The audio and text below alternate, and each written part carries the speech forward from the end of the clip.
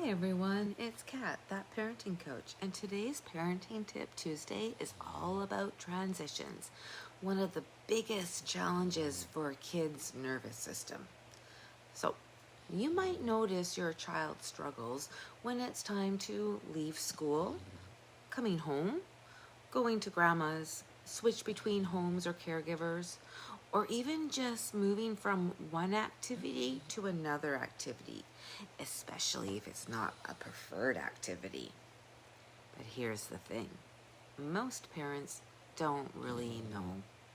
Transitions are a full body experience for kids, especially kiddos who are a little sensitive, anxious, or for the really littles who don't have the words for what they're feeling yet. Because their nervous system has to shift gears, and sometimes that shift feels confusing or overwhelming or even scary. That's why you might see meltdowns, clinginess, defiance, or the shutdown. Does that sound familiar? Yeah, let me know in the comments if you got a kiddo like that. So, how are we going to support them? Well, first of all, we need to make sure you're okay. So let's take a deep breath in and out. And I'm going to give you a few simple brain-based strategies that are actually going to work. Okay. Number 1, move the body before the transition completes. Movement is regulation.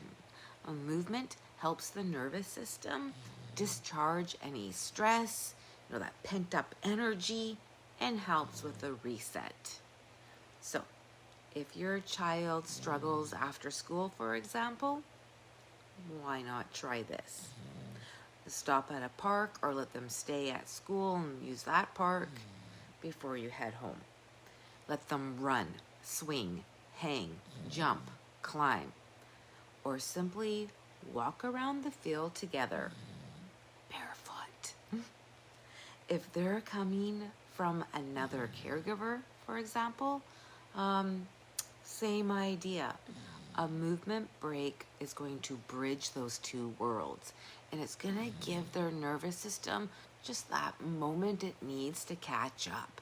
So if you're picking up at one home before you get to the next home, stop at the park. Let them run, play, hug a tree. Number 2, offer expressive play when they get home. When kids can't explain what they feel, let their hands do the talking.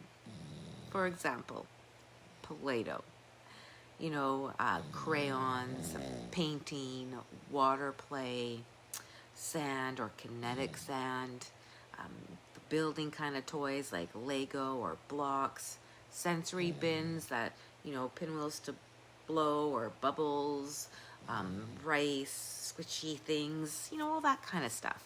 This gives their system a safe way to release all the mixed up feelings that come from switching environments. There's a lot of expectations to remember, especially when they're so different sometimes. Expressive play isn't just play. It's emotional processing disguised as fun. Kids are going to do what's fun before what they're told. 3, use a predictable landing routine and keep it simple. Shoes off, snack and water, 5 minutes of quiet sensory play, and then connect.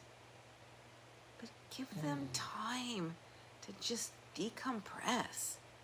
Kids transition better when the first few minutes at home are safe, simple, and predictable.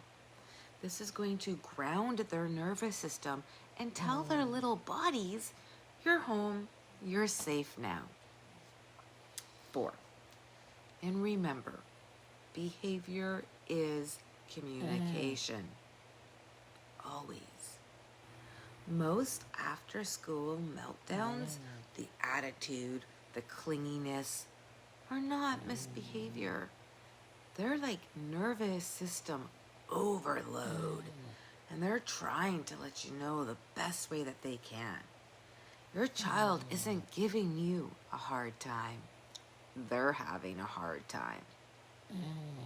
Right? When you reframe it like that, it hits differently, hey?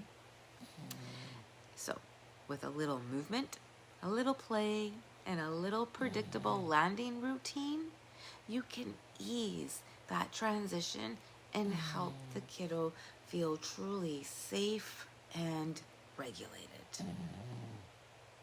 You got this. If this resonated, be sure to hit follow, subscribe, like for more Parenting Tip Tuesdays. And remember, you're not alone. We weren't meant to do this parenting thing by ourselves. And you are doing way better than what you think you are. I assure you. You got this.